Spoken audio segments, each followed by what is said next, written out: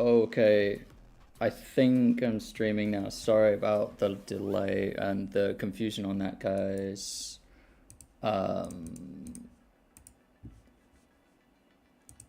Let me, because I'm trying to get this chat to work. I want to show you guys some really cool stuff today, but I'm not good at streaming. I haven't streamed in a long time, so I can't remember how any of this stuff works. So I want to just make sure I'm actually getting this out there to some people before we begin. So bear with me a moment while I figure it out. I'm gonna have to just go to my page and see 4 watching. I think before it said there's 15 watching, and then I had to stop the stream because I wanted this chat thing to turn up, but it's yeah. Let me go on, visit my own stream, see if it's working. Stream, because I wanted this chat thing to turn up, but... Okay, yeah, I can hear myself on the stream and everything, so that should be working now. Let me see if I can get the chat window here. Put some emojis in the chat or something if you... just to try and get through to me if you are watching.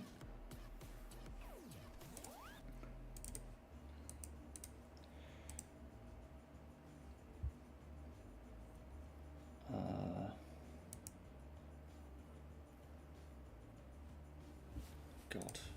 Okay.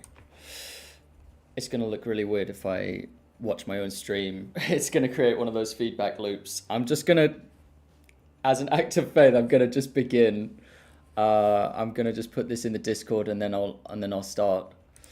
I'm gonna show some of what I've been working on here. Just and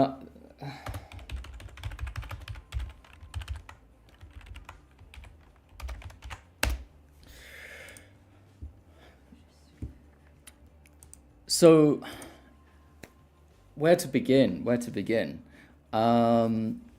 This feels really weird because I don't know if anyone can see. Oh, okay. I see one message. That's enough for me. That's enough. So I'm gonna just start talking about this, and hopefully some people will join in at some point. And I just want to show you guys what it is I've been working on for quite a while. In addition to my short film and everything, you guys know about that short film if you've watched any of my videos. I've been working on this course called Turning Pro.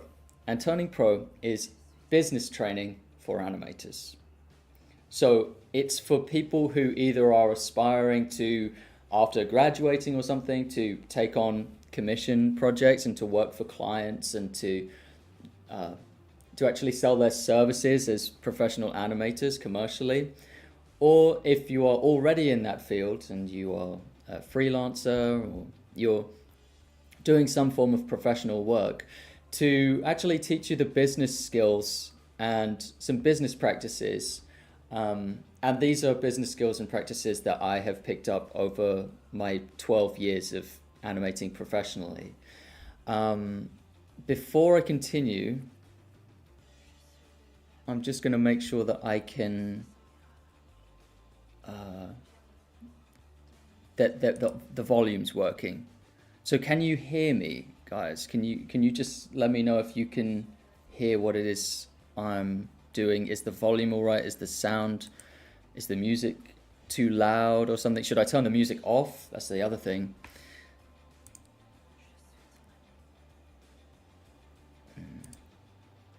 Let me just check that it's coming through the right one. Yeah, it seems to be.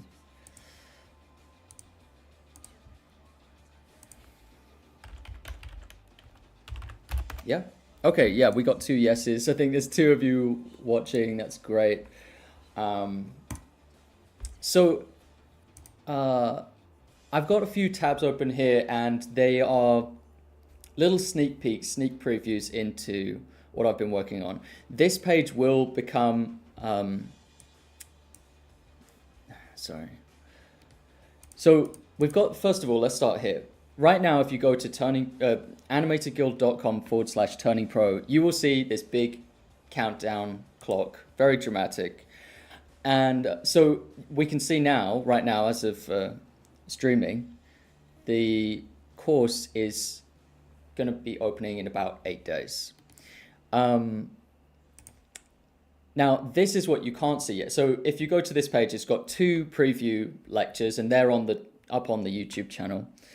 And not much else, really. You can sign your name here, and you can put in your email address, and then you'll be letting me know through your email that you are interested in this. So if after this stream you think, yes, this sounds really interesting, I'd like to learn more about this, I'd like to receive some free stuff, you can go to this page. It's animatorguild.com/turning pro, and you can go to this page and you can sign on. And I'll notify you when the course actually launches. But second of all, I'll also be sending you some free stuff, some really cool free stuff. So one of those things that I've been writing up in the last few days is a checklist. Now, I already have a checklist. It's called the Animators Checklist. And it's kind of for people who are making an animation of their own independently.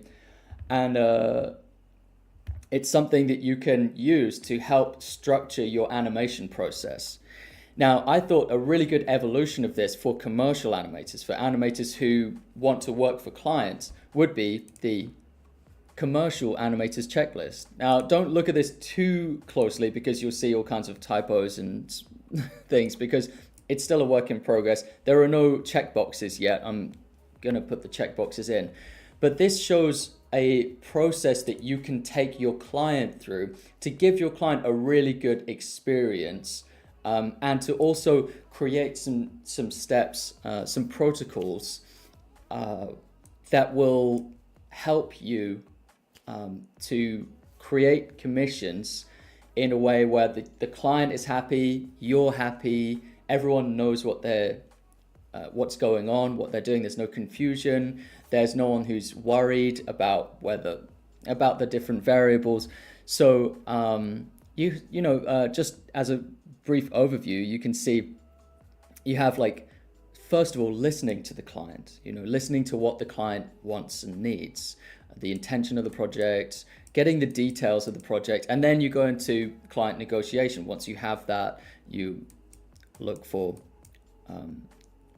you negotiate based on these things. Sorry if I'm stuttering and stuff. I'm not used to live streaming. Normally my stuff is really edited. But yeah, if you want to learn how to do animation commissions properly, this is free, and you can get it by just signing on at this page on animatorguild.com/turning-pro. It will also be in the description of this video. But what you haven't seen yet, which I'm kind of making spoilers all the time in this stream, and that's what I'm going to be doing. So you guys are seeing stuff that's just not public yet. But this is what the page is going to turn to. And this has more information. So as an overview at the top of the page, we see that it's about turning your animation skills into a thriving business. So these are the kind of objectives of the course that it will guide you through, right? So learn how to attract high-paying clients, overcome mental blocks to success, because we find that a lot of the problems that animators have they start in the mind. They start with a lack of confidence, perhaps. They start with like past baggage. Maybe something went wrong before, or maybe they have like some hang-ups to do with money, They're not good with money. They don't trust people in business negotiations and things like that. And then we have like these ways that I'll get into in this to calculate things like your prices and the deadlines for projects. A lot of animators, a lot of artists, they're not very mathematically inclined, let's just say. And I'm one of those people as well. I struggled with maths in school. But it's important in business, right? It's important to understand, to have some foundational maths abilities.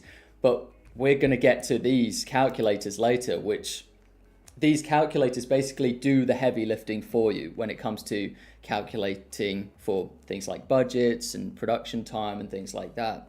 So you don't have to do all of the work yourself.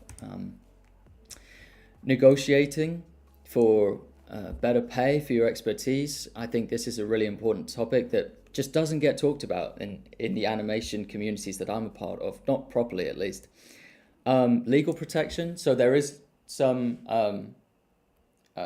legal resources in this, such as template documents, and also how to go beyond just solo freelancing. So maybe you want to get into some collaborations, directing teams of people, maybe you want to go beyond. Okay, so those are the bigger goals, right?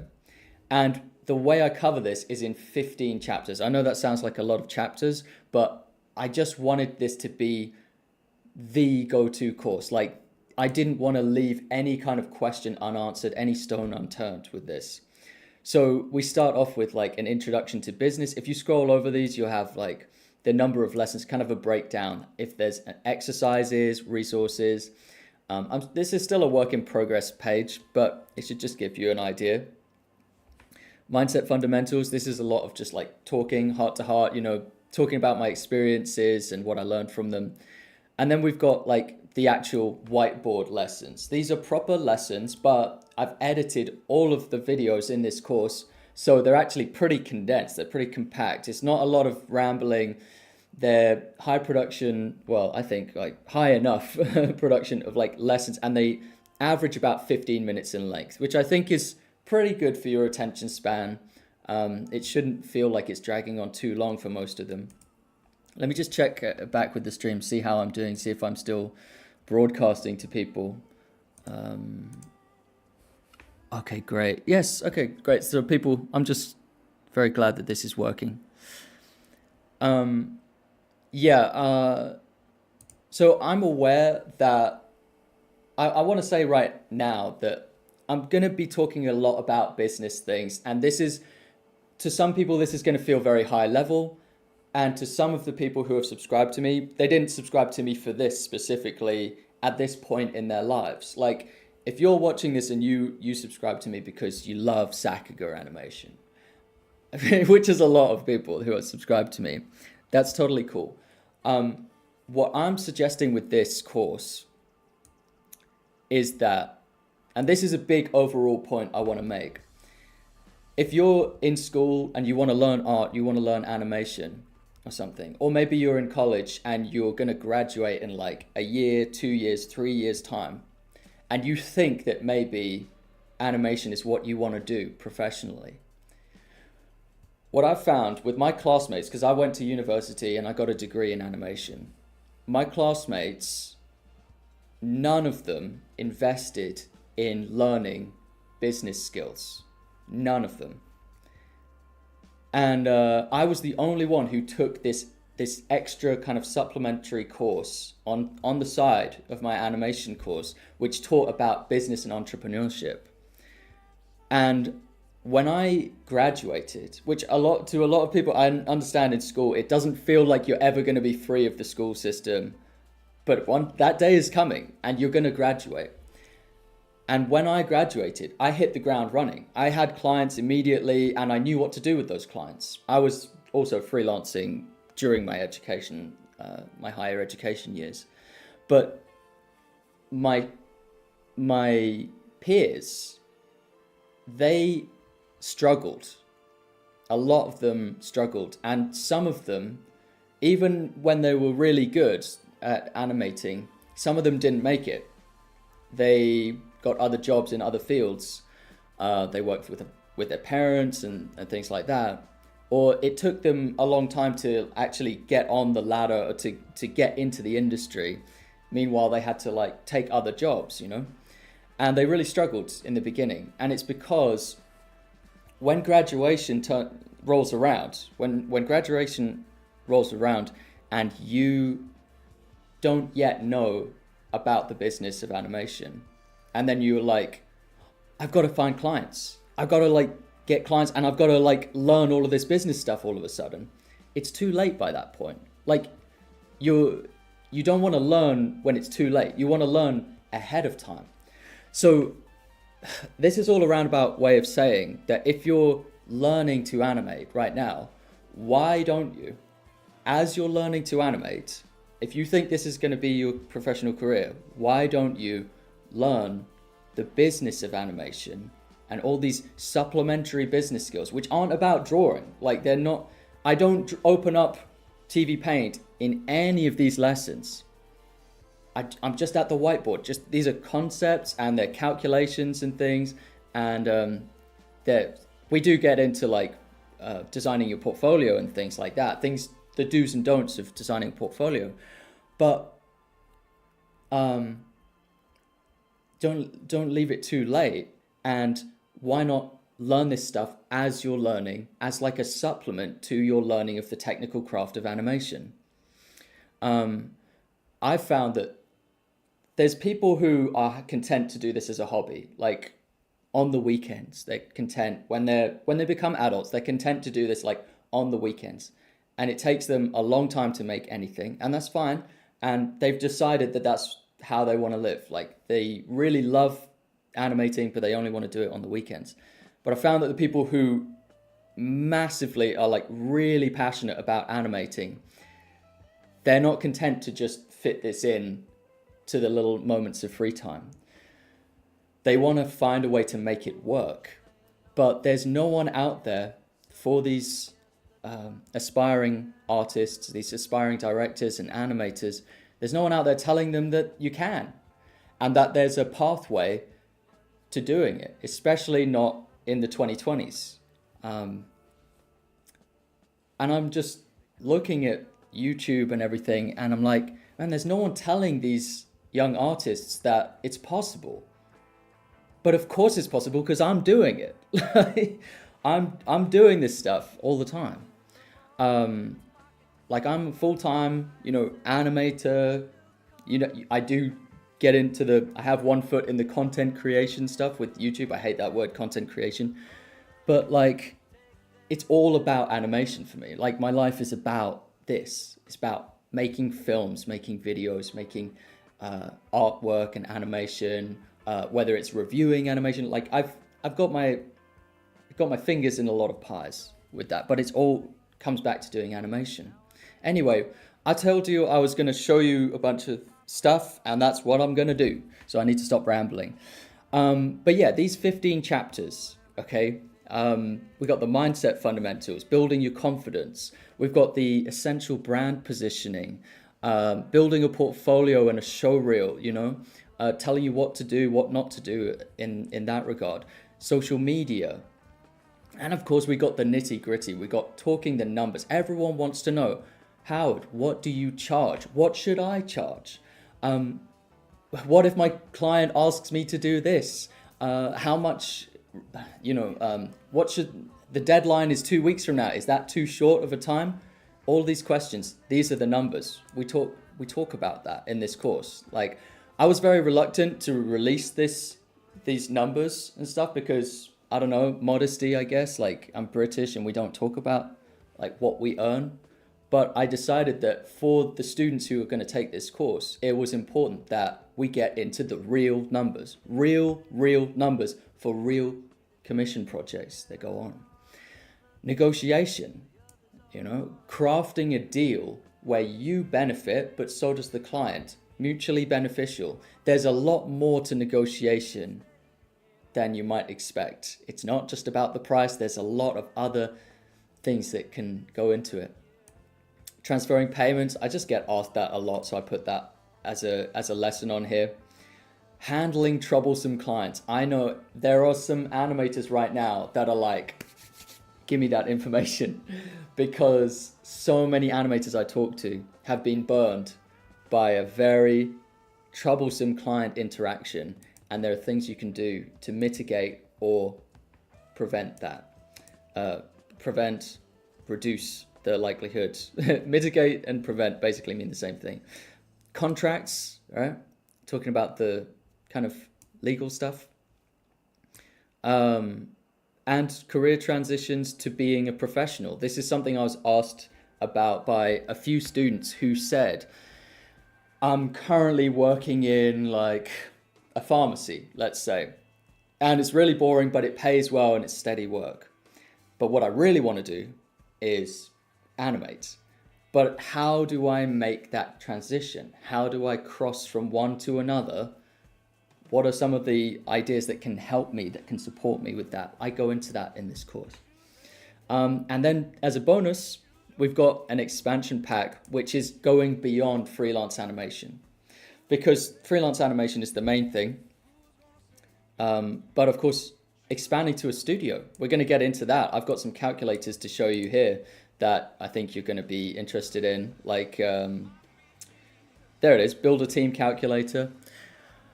We're going to get into that. And then evolving beyond commissions, like where can you evolve your business to beyond there? And also personal finance fundamentals. Some of that stuff can sound boring, but it's how to not lose money unnecessarily. Paying too much in taxes than what you need to pay and things like that. So I haven't finished this part, but students, graduates, freelancers, I think if you fit into any of those categories, there's a lot of value you can find on there in this course. This is what the course looks like when you go in, by the way. Let me just go to the homepage. So I'm not kidding when I say I kind of tried to make this course comprehensive, like everything you would need to know, like the roadmap to a career in freelance animation. And like if you just have a look really quick at the number of lessons, when you see them laid out, it's like, oh, that's quite a lot of lessons. I've got some beta testers going through right now. They're doing a great job, like giving me feedback and telling me their experience so far with it. And so far it's been really positive. They've really enjoyed the quizzes that end each chapter. So you've got some lectures and they're not, you've got some like little videos just delivering a concept very quickly. And then you've got like a quiz that you can do that will make sure it's to make sure that you have retained the information, but there's no stakes to not getting the quiz questions right, but it just helps keep students on their toes. And we found that it helps people retain information more if they're then asked questions about it and they have to kind of explain it in multiple choice answers. So it's designed not just to deliver all the information, but it's also designed for you to learn and for you to really take on board the information.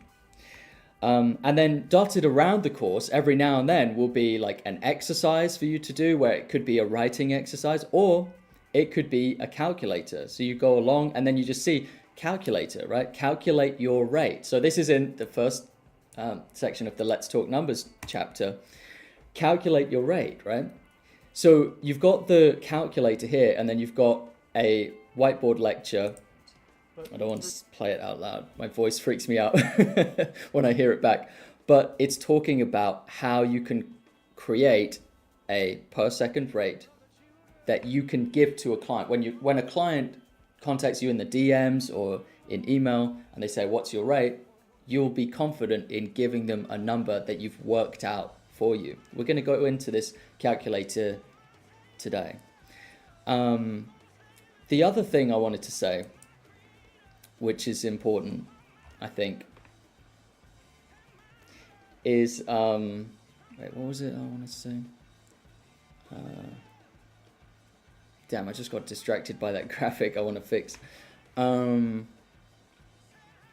Yeah, the other thing I wanted to say is, if your plan is to become a studio animator, like, the dream of being an animator that works for Studio Ghibli or Disney or DreamWorks, a lot of animators have that dream.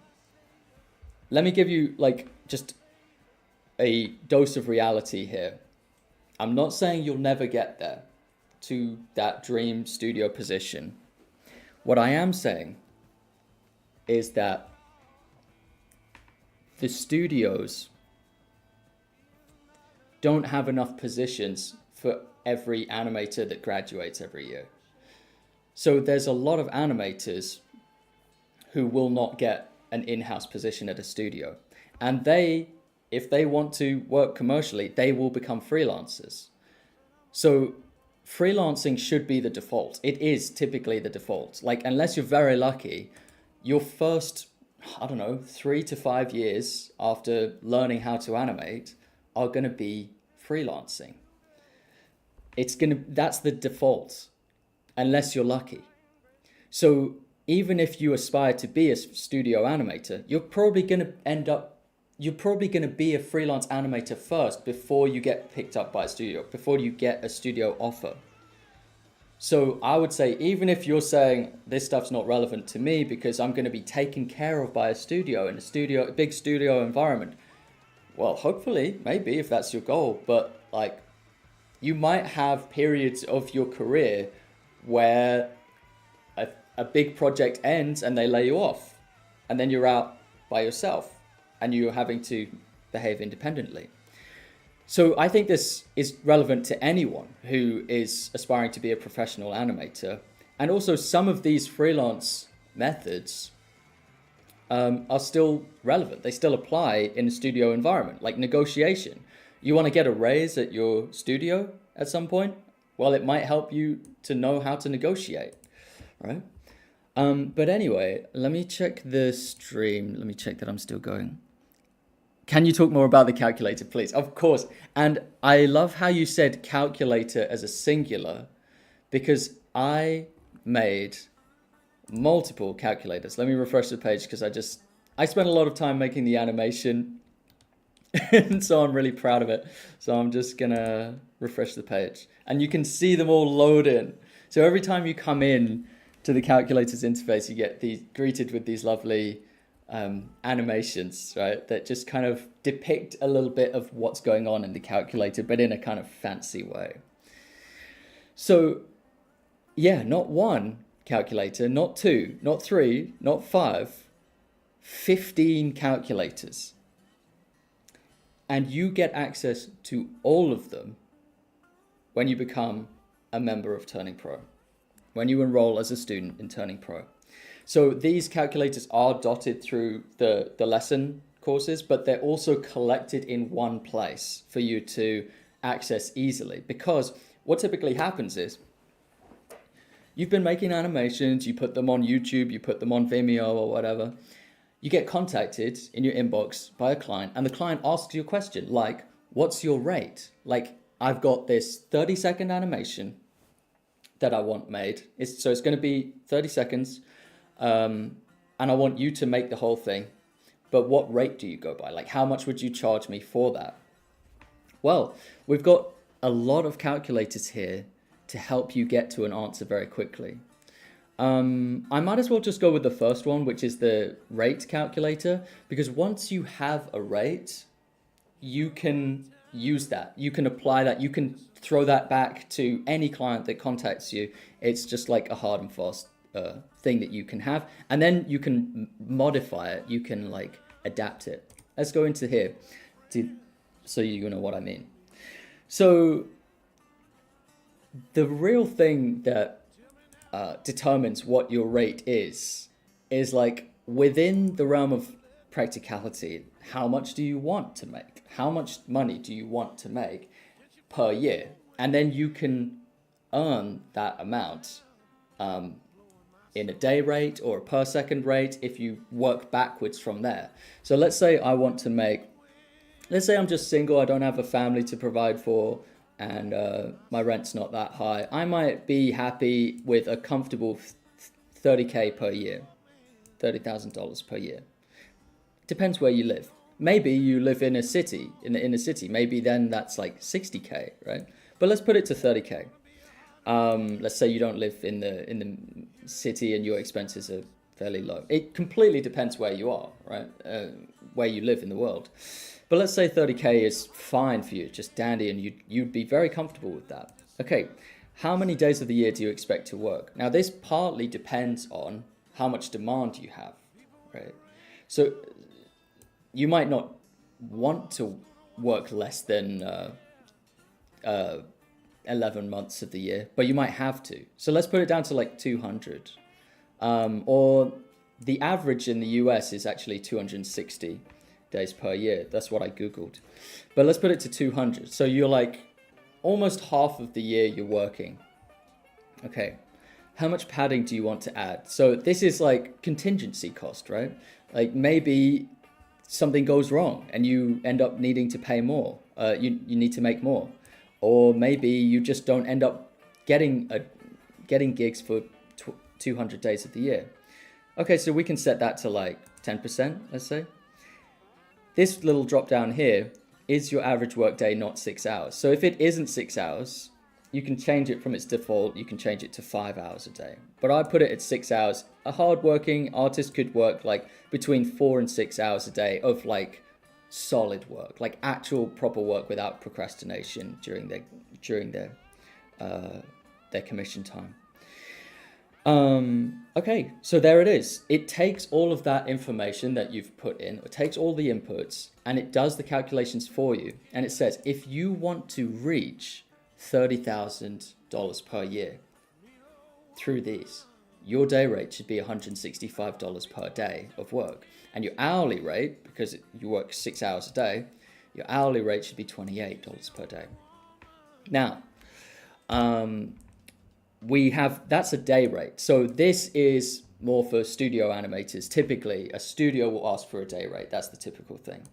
But if you're working directly with a client, they're much more likely to have project-based budgets, which is just one sum, and they don't want to worry about whether you go over or under the budget. They don't want to worry about that. They just want to know what's the price for 30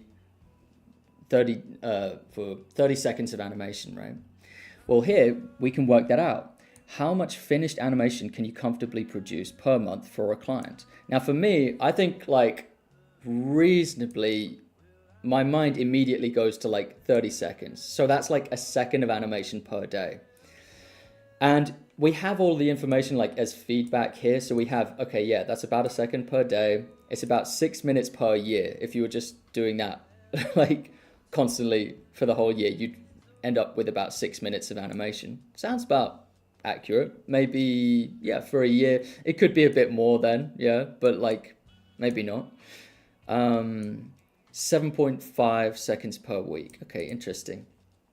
So based on that, your per second rate of animation would be $167. Okay, so it's actually remarkably similar to the day rate here, but that's only because 30 seconds per month is the same as like a day rate, right? If you're doing a second and you're charging per second. Hope you understand that. More calculations here though. I talk about price tiers in the course. It's a bit of an advanced thing for you to do as a freelancer, but you have to learn from the lecture first. But I sort it into price tiers, so this is proportionate. If I change some of these, all of the numbers update. Okay, so you can really play around with these and see, well, what if I only create 20 seconds per month? How much do I need to charge? Oh, look at that. You need to charge more to reach your annual income if you're only making 20 seconds per month. The guess there would be that if you're only making 20 seconds per month, that must be really high quality animation, right? It must be higher quality and therefore it justifies the higher pay, right? So it kind of balances itself out in that way. If you're making 60 seconds per month, that's 2 seconds per day, the rate drops down. Kind of counterintuitive, right? Should we be doing quality over quantity? Well, that's an interesting question, and we get into that in the course. Per minute of animation goes up to 10K, right? That's just taking that per second rate, multiplying it by 60, that's what you get. Custom number of seconds, so here you can just punch in a custom number. So we said in our example, the client wants 30 seconds. So based on that, that's what you would charge for 30 seconds of animation. Now, once you've done all of this work here, you don't really want to recreate that every time you come in here if you just want to save that. So you can put in your email address and then you can just send these results to yourself. Okay, so that's the rate calculator. But that's just one of 15 different calculators I've got. So you have your rate there. That's a very basic standard number to work from. Like you can work with that number, and you can actually change that number. Let me just check the chat to see. Yeah, okay, it's still running. Yeah. So let's go to the rate modifier. This is like one that you can do from there. Now, what did we say our rate was? I think it was something like let's just say it was $160 per second there. So we go into the rate modifier. Let's put it into 160. So this is your original rate here. And then we can put it through a bunch of percentage changes to come out with a different rate that's more customized to the client who's asking about the rate. So we've got some questions here, and based on those questions, you can give a discount or raise a price. And this gets you thinking about whether your standard rate for per second of runtime. You can also change it to be like hourly rate, day rate, per minute runtime. I would keep it on per second personally. That's how I function. That's how I operate. You can take it through different effects here to change the number. So client wealth, is your client like particularly wealthy? Are they like a Saudi prince? If they are, then you can just charge them extra, charge them a premium for that, maybe charge them an extra 25%, maybe 15% if you're not feeling too bad, if you're feeling a little bit bad about charging that much extra. Okay, because this isn't your standard client there. This is a client that can afford more. Perceived client value, like how important is this to your client? If this is just kind of a frivolous thing that they're doing just for fun, then you wouldn't change this. But if this is like if this is like a Kickstarter campaign that you're animating for, and if they succeed, if the animation does well, then your client will get like $250,000 or something in crowdfunding. That's a high stakes project. It means a lot to the client. You could charge more for that, right? So you can put it through all of these things. Time pressure premium. Is it like, do they need it a week from now? Okay, you're going to be working without sleep. Okay, you're going to charge a premium for that, right? So you're combining the percentages together, and your new rate is actually a lot higher than your original rate based on the circumstances of that client. I hope this is all making sense to you guys. But you have these calculators, and they teach you things about the process, because I created these calculators by using my experience as a commercial animator. But they also are just like a silver bullet. Like, you don't have to think as much. They're your aid, right? So those are just the ones for the rate. We've got more that deal with that, like the triangle calculator is a balance between budget, production time, and runtime, and it uses information from each.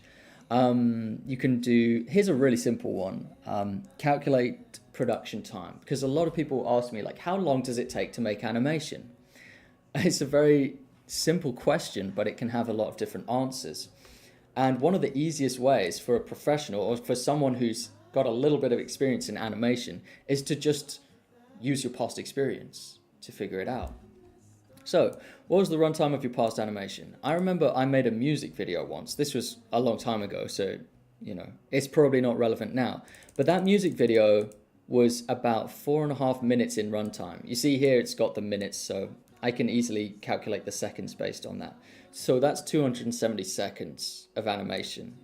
And that took me 5 months. Now the months are down here to make it really easy for you to calculate.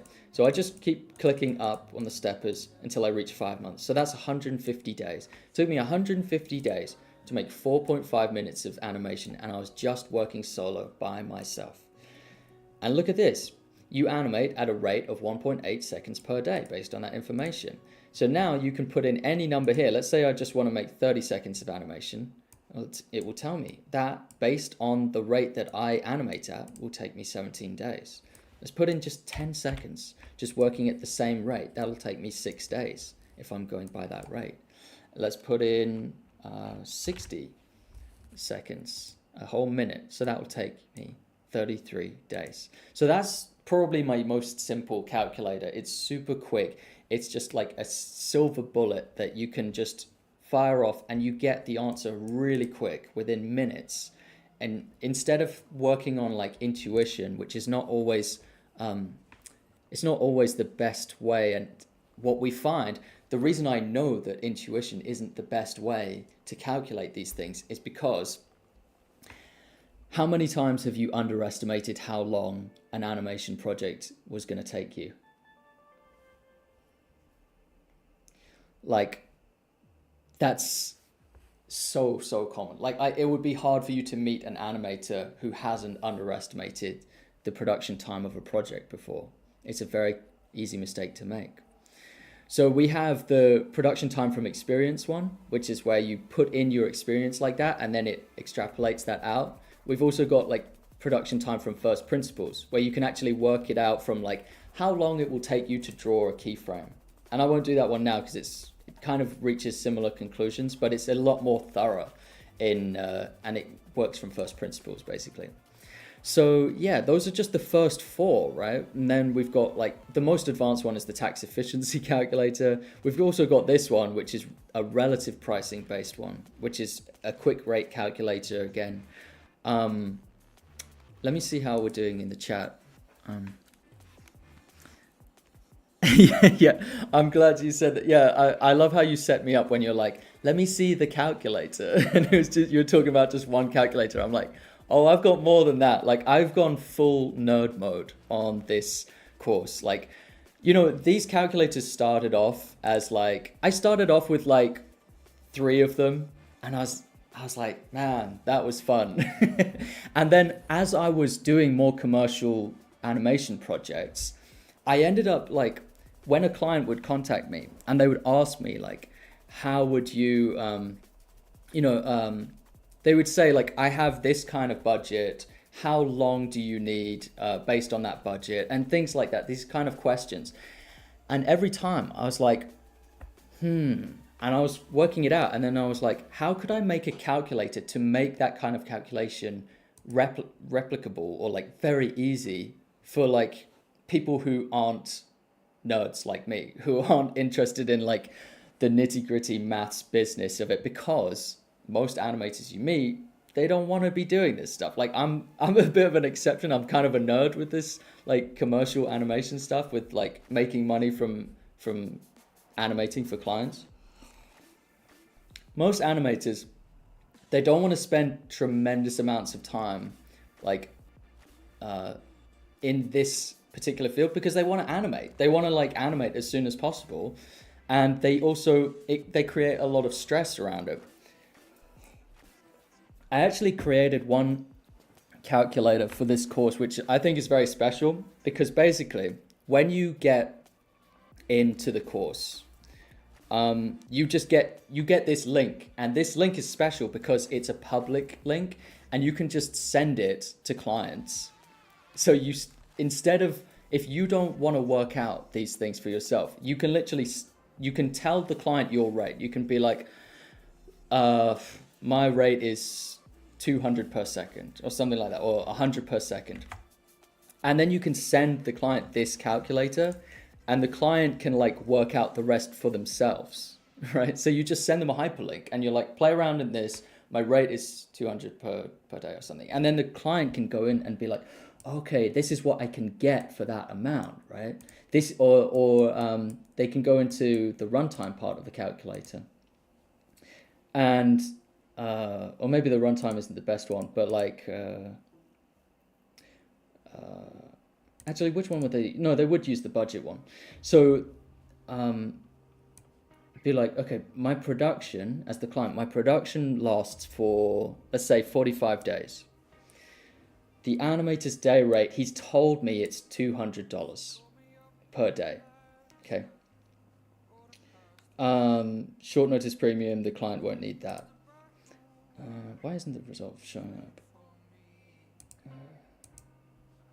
Anyway, this one is let me go to the original triangle calculator because I think this one I'm still like working on it a little bit because it's basically a variation of this triangle calculator. Let me see if this one works. Otherwise, I'm going to have to fix it. This is what happens when you've only got, okay, this one seems to work. So this is the one for you, like this is for your private one. That's why it's got like producer tools. So you can just click the box. Like for a producer, you might be working with like extra staff. So for producer tools, you can add like different staff onto the project. You can assign them budgets and things, and then it kind of totals that into your cost. I got super nerdy with this one. Software as well. You can like put in the software, how many versions of TV Paint, for example, do you need? It adds that into the tally. It's all adding that to your budget, right? So it's doing this stuff like effortlessly. It's just figuring out, it's taking a lot of complexities and just effortlessly making it into a budget for you that you can whip up within like minutes. And then you can change these things and it all updates in real time. So, but yeah, you saw before, I created like a simpler version for the client, which doesn't have like the producer tools. You can just throw them the hyperlink, be like, look, my rate is 200 per day. Play around with this calculator and see what you would be able to get for my rate, right? So it's like, it's just giving it to a client, and then the client loves that because the client is like, oh, okay, like I realize now what I could get with that, but I also, if I wanted a 5-minute animation, right, then they put it in, or if I wanted the production to last for like 120 days, it would cost me a lot. It would cost me a lot more, right? So the triangle it's an interesting calculator because it uses the two factors it uses the two factors you know to find out the missing factor you don't know. So like you can calculate the runtime based on the budget and the production time. You could calculate the production time based on the runtime that you're going for. Like if it's a music video, it'll be like, how long? It'll be like 3.5 minutes, right? 210 seconds. And the budget. So you can use two of them to find out the thing you don't know. So here you can find out like how long the production would have to last for. And then you can also weigh that in with the budget, right? So yeah, that one's quite interesting. I like playing around with that one. Some of the ones in here I can't actually show you because like if I were to show you them, you would like it's too much value to give away for free. Like you would instantly know like how I do some of the things that I do, or like how I conduct my business. And I want some of that stuff to be like just for the students of the course. And so it's too much to show you guys. But the one I will give you, this is the one that you'll be able to use for free. In 7 days from now or 8 days from now, when the course launches, you'll be able to use this calculator, the ROI calculator, right? And that one, you can use this one, but you can't use it yet, but you'll be able to play with this yourself. You'll be able to figure out how much, based on how much the entry cost of the course is, you'll be able to figure out like in the years to come, how that money will make its way back to you. So the way we do this is estimating that if the course boosts your annual earnings, then you can figure out how much of a return on investment you'll make. So if we just have like even a conservative estimate of like 5%, which is like a tiny return, like considering that there's like 125 or 150 lessons in this course, you really think the whole course will only boost your earnings by 5%? Very conservative, right? Maybe 10 to 20% is a bit more realistic, right? And then how much does that play out over a long enough time horizon, right?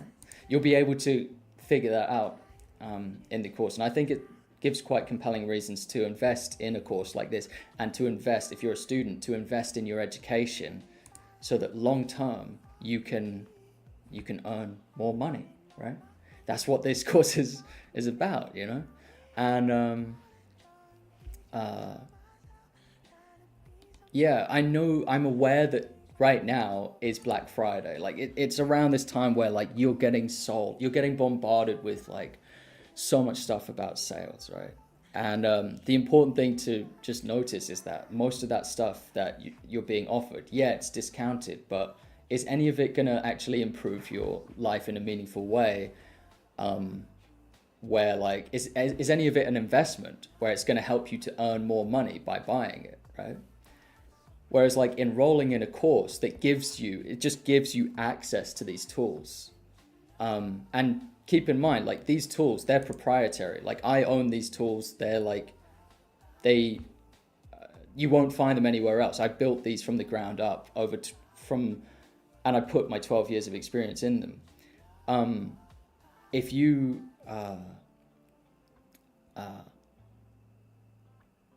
what was my train of thought there? If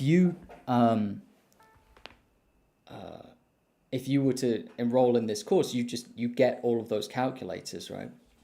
And you can see, this is why I'm not a good streamer. I just lose my train of thought occasionally. Anyway, let me click on another one of these. Let me check how the chat's doing. Oh yeah, the thing I wanted to say is like, it's quite likely that these calculators will be like part of like an expensive subscription model in the future, right? Like no one's seen these calculators apart from me and my beta testers. So they're starting off at like a price which I think is very, very, very good. You know, like a ridiculous price for what you're getting, for the value you're getting. Before we even get into like the lectures and everything, like it's a complete training course. And then you've got the calculators, which in the future, these could be part of a subscription model that will cost a lot of money for the people who want to get in. But you get all of them as part of the course. Like you get access to all of them. No time limit. You just get to use them. They're your tools from now on to help you make more money. So yeah, look out for this course. It's dropping in 8 days. Don't be bombarded. Don't be distracted by the bombardments of Black Friday sales for things you don't need, for things that aren't going to be an investment for you. I would say if you want to invest in your future, I think I made it, so of course I think it's great, but yeah. Let's have a look at the studio map, because this is another one I've been really excited to show you guys. I'm going to have like a demo video of this that's going to officially just drop on the channel. That's going to be like a demo video, but let's just have a little visit of the studio map in the meantime. So me and a few friends, I actually hired a few of my good buddies to create this studio map. I hope it's showing up well on the stream. I can't see it yet. So this is a map of the world. I want to kind of tell you a little bit about this map. Now, I remember years ago when I was in college or university, there was this really cool map just like this one. So I'm not the first to do this kind of studio map of the world. It was called CG Studio Map or something like that. And it was great. I used it all the time. I loved it. But the problem was that studio map was always doing CGI, VFX, 3D, and maybe a little bit of 2D and some design, right? So it's not specific enough to really be helpful to a 2D animator. I've also seen a lot of spreadsheets online which are like, here are all the studios of the world. And the vast majority of them are like VFX studios, like The Mill, or like, you know, they're just like, or like ILM or stuff like that. They're like not relevant to a 2D animator. This map, me and some of my good friends who I hired to make this map, we surfed the internet. We put a lot of time and effort into collecting just 2D animation studios. We handpicked these studios for this map, and I'm really proud of this map. And I use this map. I love surfing around on this map. You get access to this map as part of the Turning Pro course. And I think this is like the easiest, quickest, most intuitive way to just open up doors for you and for you to get an instant feel of the 2D animation industry worldwide. Because you can literally see it on the map. You can see clusters like in London. You see in central London, there's this cluster of commercial 2D animation studios, some of which you might not have even known existed. You can see that in Ireland, it might be a small industry. It's collected a lot in Dublin, but then you've also got these gems like in Kilkenny. You know, you've got like Cartoon Saloon, right? If you know about Cartoon Saloon, you'd already know that it's in Kilkenny, Ireland. But like you discover these things, and this is like instantly you get a feel for the global 2D animation industry. Now, let me go back to my story about CG Studio Map. This map, CG Studio Map, as far as I can tell, it's gone from the internet. You can't find it anymore, this map, which makes me very sad, right? But when I was in college or university, no, it must have been university.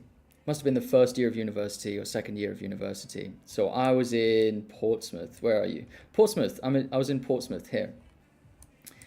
And I looked on CG Studio Map, and lucky for me, there was a design studio, and it showed me from where I was living in Portsmouth, it showed me that just down the road from me was a really cool design studio. I won't name them just in case they don't want to be named. But I decided, like, I used the map, I got their contact information, just like on this map, you can click one of these and you can just email contacts right there. You can contact them straight away. You can go to their studio URL, like let's go to Passion Pictures studio URL. They do CG and 2D as well. So I contacted them and I said, like, I'm kind of like a fan of your studio. I really like what you guys are making. And I'm an animation student here at the university. I noticed that I live just down the road from you guys. Could I come and visit you? Visit your studio? And the guys in there were so chill and they were so nice. And they sent me an email back at, a day or two from when I sent the email. And they said, yeah, come down the road and check it out. And I went to this studio, guys. And it was such a cool studio. They were building like a cafe with like a barista style cafe just for them, just for like the people who worked at the studio. And they're like creating these design ads for like Nike and big brands. And this was just down the road from me. And then they gave me the full tour. They were so nice. And then at the end, I was like, guys, I'm so overwhelmed. This is amazing. And they said, well, can we see your work? I mean, I was there in person, right? I lived just down the road. They said, can we see your work? And I was like, yeah, sure. And I gave them the URL, and all the people in the studio, and I was a student, right? All the people in the studio gathered around this computer monitor and watched my showreel. And they were all like really nice about it. They were like, oh, wow, this is really good. And basically on the spot, they were like, do you want a job? Like, we could like send some work your way and you can try it out. You could like make a few little pieces of animation for us here or there. So those are the kind of opportunities that can come from just being aware of the animation studios in your local area. Look at this. This is Brussels. So you got to zoom in on these cities to find otherwise you might, from far away, you can't see that that's like 4. And that's something I've got to kind of improve about this map. But just browsing around, like, let's have a look. Okay, Studio Red Frog, never heard of them. Let's have a look. Look at that.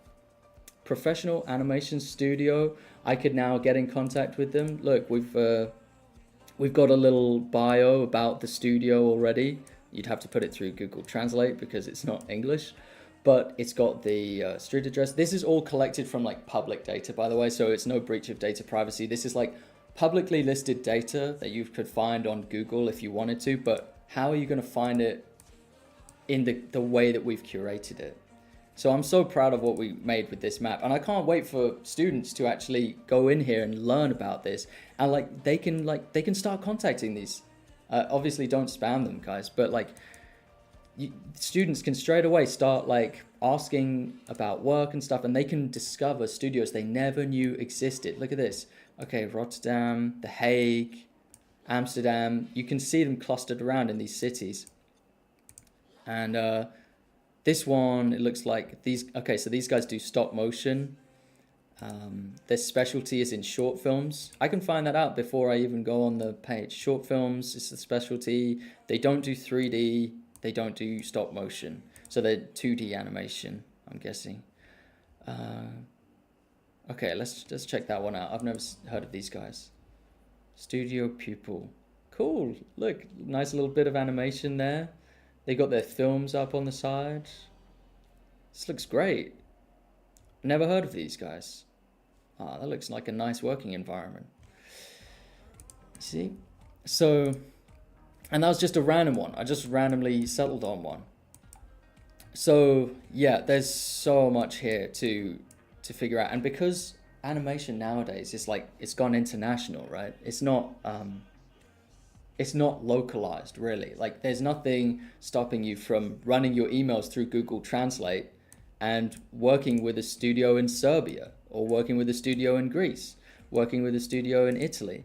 So this is why I say, while it is for freelance animators, if you're wanting to become a studio animator or wanting to work for studios, if you want to be outsourced to, like if you want a studio to outsource you some of the work, it builds connections as well, builds real connections to the industry, and it's just there for the taking, and it's curated. Like you're not going to find these, you're not going to have to sift through all these CGI studios, 3D studios, things that aren't relevant to you on this map. So super proud of that. And that's just one little extra thing you get in the course, right? It's not just education, it's also giving you the tools to be able to thrive in the 2D animation space. Just absolutely thrive as a commercial animator. That's been the goal with this. So yeah, build a team calculator. Man, I'm really tempted to show you this, but I also want this stream to be short and sweet. So I might finish now. I'm just having a look. I'm going to have a look for any questions. So if you guys have any questions, you're welcome to post them. Yeah, CrossFit Cartoon Saloon. I know you're a big fan of them. Very inaccurate map. There are more studios in other countries. Yeah. So the thing is, I'm totally aware that it's not an exhaustive map. In fact, it's a very curated map. That's why it might look like it's sparse to you. The other thing is on the left here, we've got this problem where there's it's not showing them on the left, but you won't have that inside the course. But like it looks sparse because we were very selective over the studios we chose for this. There are like millions of studios probably, but we didn't want millions of studios on this map. We wanted the best studios. We wanted like really good picks for studios. So we've made it so there's about like I think there's between 5 and 10 studios per country. And we wanted the top 5. We wanted like the best 5 for every country or state. I mean, in the States as well, it's for every state. So we tried to get studios in every state. They are clustered towards the cities typically. That's just where we find some of the best studios a lot of the time. Yeah, it's not trying to be an accurate map.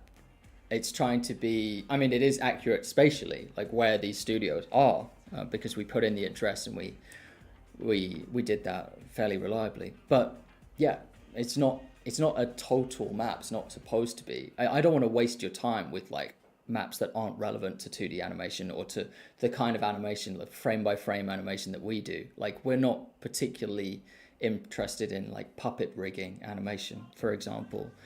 You might be interested in puppet rigging, but if you are, that's not really what Animator Guild is all about. Animator Guild is about preserving 2D authentic hand-drawn frame-by-frame animation. So let's see. On request, can you arrange an online seminar or something like that for the participants of the course? Yeah, absolutely. So one of the things that we've got as a feature of the course, which I meant to talk about, was we have a Discord group, basically. So I don't want to show too much on this page, but we have, let me see. Yeah, so we have like this thing called the commissions community. Now in the commissions community, I'm going to be, at least for the first year, I tend to be a little bit less active after that, but especially in the first year or two of being like of the course launch, I'm active in the Discord group. You're gonna find me on calls. We're gonna do like Q&As and things like that. We're gonna do a lot of things like that. It's gonna be a real Discord community. So the other added benefit of this that makes it not just your average Discord group is that it's a commissions community. We are there partly with the purpose of sharing clients. And that's because some of us in the community, at any given time, some of us in the community have too many clients, and some of us in the community don't have enough clients. So what do? In this commissions community, the people like me who have too many clients asking them for work, we say, instead of turning them down and saying, no, sorry, we say, I've got a friend who can do it for you. Or we say, you know what, I'll let my buddies know in the commissions community, and I post the job opportunity, the commission opportunity in the commissions community, right? So, and that's it's structured around those kind of things. It's about providing opportunities and resources, things that are going to help each other in there. There's a lot of synergy that goes on in these communities. Anyone who's joined one of my courses in the past, they'll be able to vouch for this. Like we do, like with the Getting Started course, had a private community in there on Discord. With the Mastering Motion, same thing again. We had exclusive communities, very focused down. They're not like your public communities where you got like for example, the typical Animator Guild Discord server. This is like 10,000 people in there. There's a lot of posts that aren't relevant. There's not a high standard. There's not an expectation of quality, but there is in one of these communities. It's about connecting animators with animators with opportunities. But yeah, in terms of like online seminar, the course itself isn't live. So I wanted it to be so that anyone could take a lesson at any time, regardless of time zones. I don't want someone who's in like Taiwan to feel left out of a live seminar because it's happening at 3 a.m. for them. That's why I'm not really a big fan doing like too many scheduled live streams that some of the students are going to miss out on. I prefer this evergreen, like pre-recorded step-by-step things, and then meeting people's questions in the Discord group, in the Discord community, where you can ask me anything over text, and you can drop in on calls when I'm around. So it's more of like an open office style thing where I'll be in the office, which is in like the voice call, and you can drop in whenever you want as a student. Because it's whittled down as well, it's a small community. Like what ends up happening, like what happened in the Getting Started course, we end up talking to each other on first name basis. You get to know everyone on a first name basis. It becomes a real community of people who have like the shared passion, the same goals of like trying to make it in the animation world. And so yeah, it's a good time. Let me see if we've got any more questions. I need to read this chat more. Thank you, Mika Buzan. I love your work, and thank you so much for your continued support and engagement. It's really lovely to see. It's good to hear that you registered as well. Yeah, I'll just remind people who weren't here in the beginning.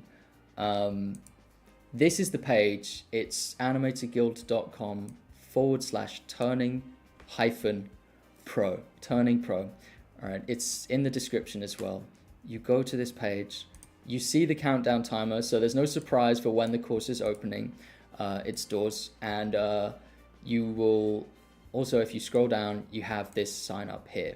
So you put in your name and your email if you want, and I'll let you know. I'll send you an email, and I'll also send you, this is a work in progress version, but I'll send you the commercial animators checklist. So you get a freebie. Even if you don't end up wanting to join when the course launches, you get a free checklist that gives away a lot of information that is, I think that could be a game changer for you.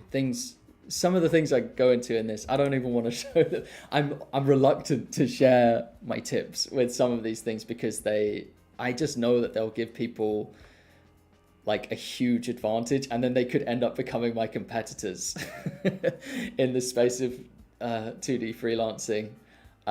Like I've been enjoying for years and years, I've been enjoying like just open pastures, like no competition really in this space. And that I'm expecting this to change with this course, because I'm giving you the information. I'm giving you all of the secrets that I learned. So yeah, but it's I think, you know, for real, I'm not even just exaggerating when I say that, but that's kind of what I want. Like I think for a lot of us, when the AI theft happened, like that didn't just hit me like on a kind of intellectual level. That hit me on a level where I was like, I need to do everything I can to start supporting the animators and the illustrators and things. And I think like we have to watch each other's backs. We have to look out for each other, and we have to like help each other now. And this course, while I will be charging for this course is not free. So hopefully I'll be getting compensated for sharing all of my secrets, all of my tips. But also, we got to watch each other's backs, and I want the animation industry to thrive. I want there to be this I want there to be this narrative that like you can make it as an animator in the animation scene, and that it's not this like broken system. Like we have the power to fix it, and it starts with like being a community member and like really helping each other and providing resources like this, creating resources for the animators, so that the animators can better meet the client's needs. So yeah, I believe really strongly in this. This has been in the works for a long time, you know. I made the Getting Started course, I think I brought that out in like 2020. And when I was bringing out the Getting Started course, the goal was to get to this point where I'd be teaching the stuff in Turning Pro. But I was like, okay, I guess people are going to want the beginner stuff first, and then they're going to want the advanced stuff. So I reluctantly made the beginner stuff, but my heart wasn't in the beginner stuff. Like I made the beginner stuff because I recognized that it was important for getting people for giving people a starting point. But like my passion is in the advanced stuff. You know, I'm an advanced animator. That's why mastering motion was way more fun for me. Like the mastering motion stuff, like doing this crazy like camera movement stuff and like the reference process. This is what I was really like passionate about. Character animation, combat choreography, you know. And I'm passionate about Turning Pro as well. And I recognize that there is no course like this. So I feel like it's not, there's no comparison. I don't think. I don't think there's a comparison for this course, like a business course for animators. Anyway, I've been tooting my own horn a lot. Let's see if there's any questions before I end this. Do you think this course would be good for me for later freelancing? Thank you for your chat. Yeah, Alex. Yeah, totally. Like, if you even think, like, even if you don't think you're going to be a freelance animator, like, do you want to learn about how to negotiate for better pay? You know, like, do you think these things are just specific to animation? Of course not. They transcend animation.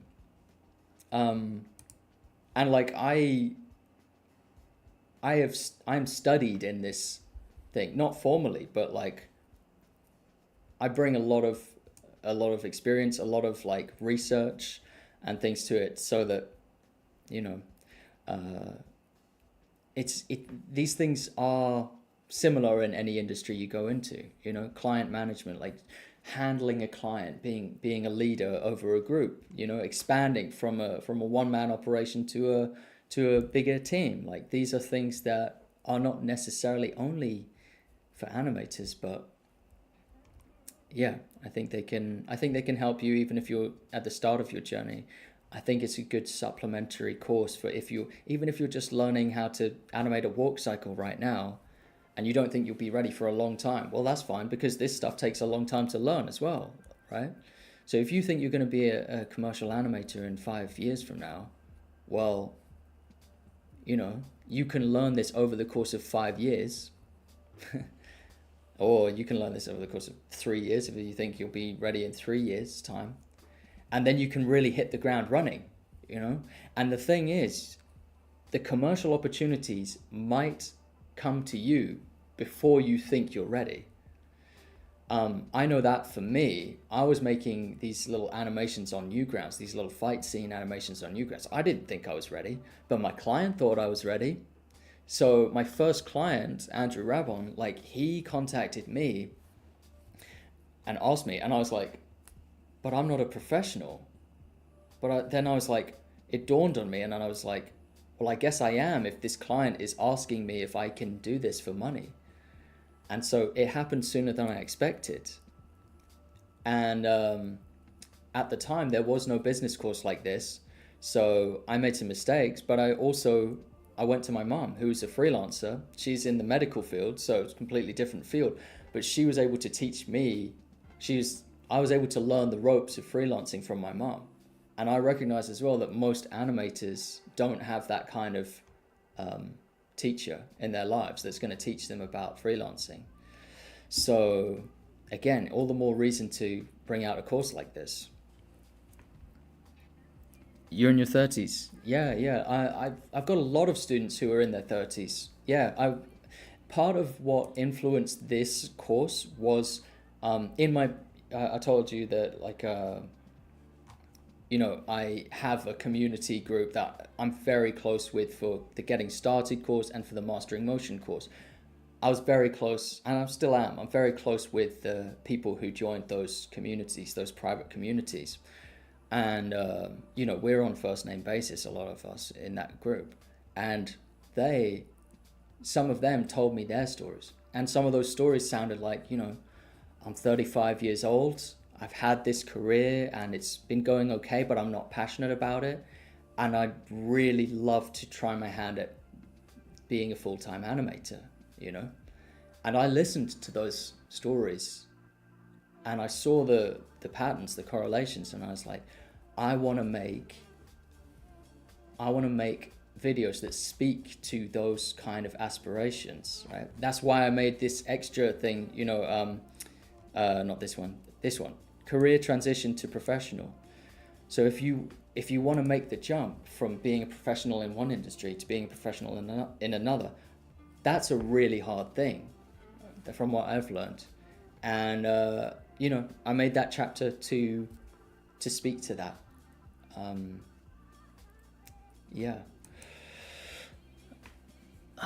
Let's see.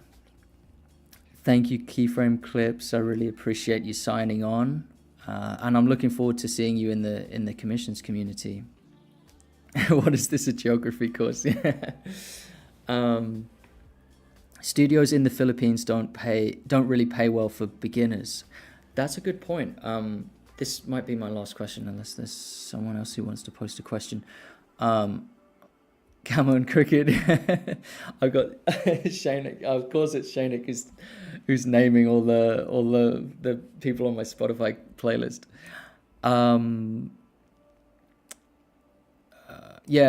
So Bradmere edits.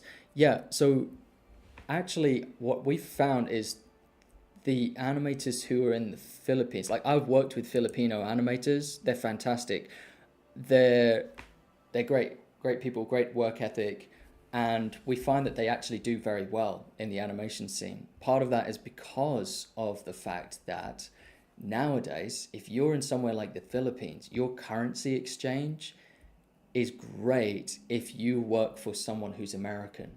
If you are able to find American clients and there's not enough of a language barrier to where it makes a difference, to where if you're able to speak English, the client is more likely to choose you because, they're not more likely to choose you, but they're just as likely to choose you over someone like me who's from the UK. But with you, that money, that budget that a US client is going to bring, that's going to take you further, it's going to last you longer, relatively speaking, you'll be more rich for the same amount of a budget, and it doesn't actually matter.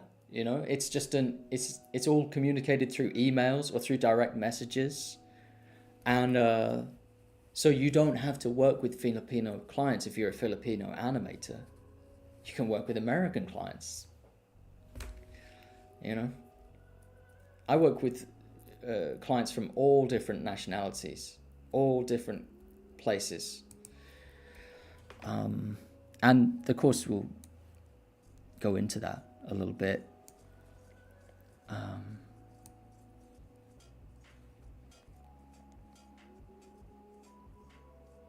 Shainik, I have seen your DM, but I told myself I would respond to you after the stream.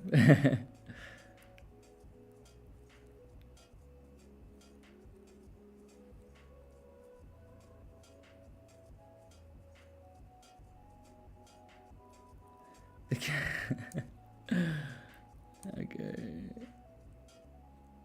I think that is it. Unless, wait, yeah.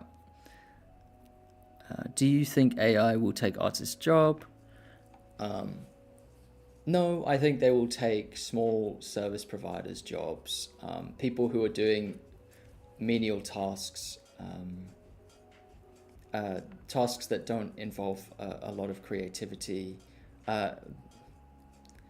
Illustration was a heavy blow. Like, that was a big surprise for everyone, that like the illustration community and the illustration industry has been like massively hit, and they're bringing out these AI models for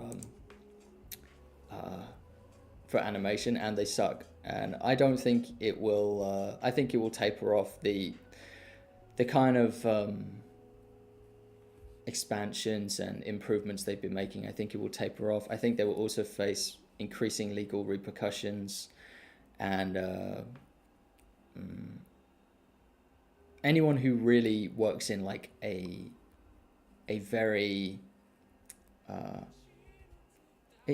anyone who's tuned in to like an industry where they're doing actual 2D animation, like really proper 2D animation, like they're not particularly worried, I don't think. If your job is like making YouTube thumbnails and hand drawing YouTube thumbnails for some influencer, some gamer, yeah, you're probably not gonna be doing that. Well, you probably have already had that work taken from you. Like, the rug has probably already been pulled. It probably was pulled a year ago from you, when your client, who was making these gaming videos and was commissioning you regularly for work, making these thumbnails, realized that there's an AI that can do almost like similar kind of, at least on the outlook, that can do kind of create visuals, right? So if that was you, then unfortunately, that unless that client really realizes that there is a disparity, there is a difference between artist creations and AI, that we are starting to see. That's the other thing. Like, I think that consumers at first, they weren't able to tell because they're just not visually trained. Artists could tell straight away. Artists could tell that this stuff was terrible, and that it wasn't, that it was clearly trash. But ordinary people couldn't, because they're just not used to seeing artwork. They don't look at artwork typically. But it's something that people can grow accustomed to. People's ability to discern these things do improve. There's a lot I can say on the AI thing, but don't worry about it. I'd say, like, just produce really good animation. You'll be fine. You'll be absolutely fine. It's better. It's better. It's more important, and it won't be gone. It won't be. the other thing is I wanted to make a video on this. Let me know if you want to see this video. Just as a public YouTube video, I wanted to make a video about like surviving the AI hype train and realizing that this AI industry is an inflated industry, and it's perpetuated. It's created by people like Mark Zuckerberg, who Mark Zuckerberg, his sole goal in life is to make Meta's stock price go up every quarter. So they have to find the next big thing. And if this AI, generative AI, isn't the next big thing, well, then they have to like dress it up and make it seem like it is for the stock price to keep going up every quarter. And this sounds like an arbitrary point, but this is what's driving the whole hype train. The thing that's driving the AI hype train isn't the quality that's being produced by these image generators or language models. It's that competitive nature of these out of touch billionaires, and it's driven by their lust for stock price go up. That's a very quick summary, but I do want to go into that in a full dedicated video at some point. Let's see if there's any more, or else I will end this stream. Schools often overlook the business aspects of pursuing a career in creative fields, leaving students unprepared for the practical challenges of managing their craft as a business. Yeah, that's exactly what I'm trying to bridge the gap or patch that problem. We had like one lecture in my whole, well, maybe not one. We had like one or two lectures that went into how to freelance, and that was that. And then it's like, off you go, good luck. Yeah. So there was no training in my degree course, at least, and I think that's most degree courses. I haven't heard of many courses that really go in depth about this stuff.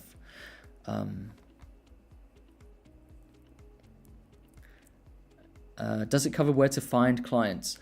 Now, I have a unique take on this because, so yes, it does go into where to find clients a little bit, but in general, my approach is a bit more of a kind of make your flagship project, make this project that you're really proud of, put it out there, and then accept commissions that come to you. Like, I think a really important part to grow along with your commercial business is your fame. And I don't mean that as like you as like a person, like, but the fame of your body of work, your people noticing you. That changes everything when you have that. It's a particular paradigm shift, and I will lead you through that paradigm shift in the course. It's hard because it's like, I understand that people want me to explain and go into a lot of detail on how to cold email a client, how to reach out to a client and how to chase that client around and get them to say yes to a commission that they don't really want. I understand that's what students immediately, instinctively want me to talk about. But as a teacher, like as someone who's teaching you the business of animation, I feel duty bound to explain that that's not the best way to run your business and to be a freelance animator. There's a reason that I am here now, years later, and a lot of the animators that I came up with in freelance animation, a lot of them aren't animators anymore. They quit. They stopped doing it. They did things differently to me. They didn't do things that I did. They did things that I didn't. They had a different method to me, and some of them aren't around anymore. And I think one of the reasons for that is because I have a different approach, which I want to get into in the course. I want to really explain it and take you through this paradigm shift about like not contacting clients necessarily, but letting clients come to you. And I'm looking forward to explaining that in the course. But yeah, we'll go into it a little bit.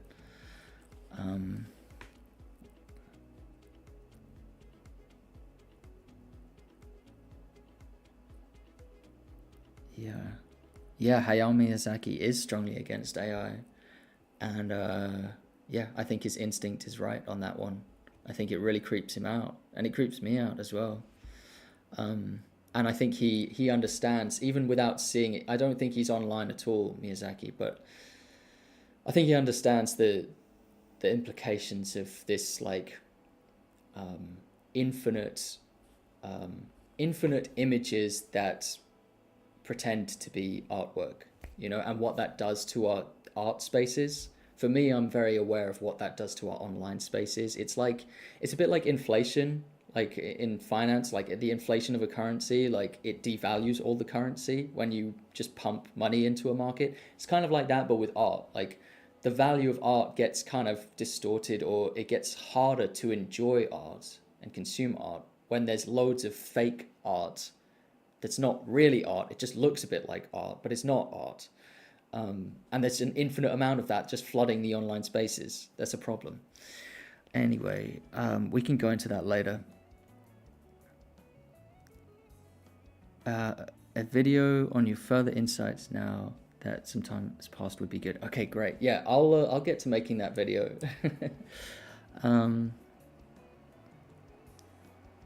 Yes. Okay. Yeah, you're a mastering motion student. That's great. Yeah, I understand. And mastering motion's a big course. Like people do break it up into chunks a lot of the time because there's a lot to get through. I wonder if Instagram is the best platform for showcasing your work and attracting potential clients. Which program works best for you? How? So for me, and this is a very personal, this is a very subjective thing. For me, I like YouTube. I am an animator. I make animated films. I like YouTube. I do like Instagram as well, but I do have my problems with Instagram, but I think Instagram is a good one. Twitter can be a good one sometimes. I mean, some people make TikTok work, some people do. Vimeo for like you fine artists who like to flex your pinkies. Vimeo is very good. But Vimeo they've changed recently, and I don't like the changes they've made to Vimeo.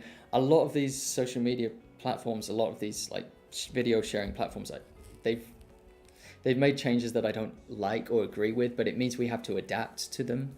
You can make any of them work, but I recommend after you've had your trial period where you've tried all these different ones, like settle on one or two social media platforms and just like get really good at mastering that social media platform, because I can't really spread my focus to multiple platforms. At some point you've got to just invest your time in one and get really good at, like, if it's YouTube, making the thumbnails, get really good at making the thumbnails. If it's Instagram, just understand how to loop that video perfectly and to engage people in that way. So yeah, I think I'm going to end the stream there because it's getting late for me. Thank you all for watching. You'll be able to replay this, I think. Sorry that I stutter and stammer around, especially in the first half of this stream. It's been a while since I've streamed, so I'm not used to it. In fact, it's even kind of embarrassing that I don't get to edit this. There's probably parts where I'm like, I just made a blunder, but whatever. That's streaming. That's the nature of streaming. I'm going to do another one of these before the course launches, I think, because I have more to show and, give other people a chance who didn't see this one, didn't catch this one. Yeah, provide your feedback if you want. Let me know what it is you want to see more of, what you want me to talk about related to the course. I'd be happy to go into anything. I want to start sharing more of this so you guys get an understanding of what this course is about, and yeah, and things outside of that. I'm your servant. I'm here to help. And yeah, I'll end the stream there. Thanks, guys.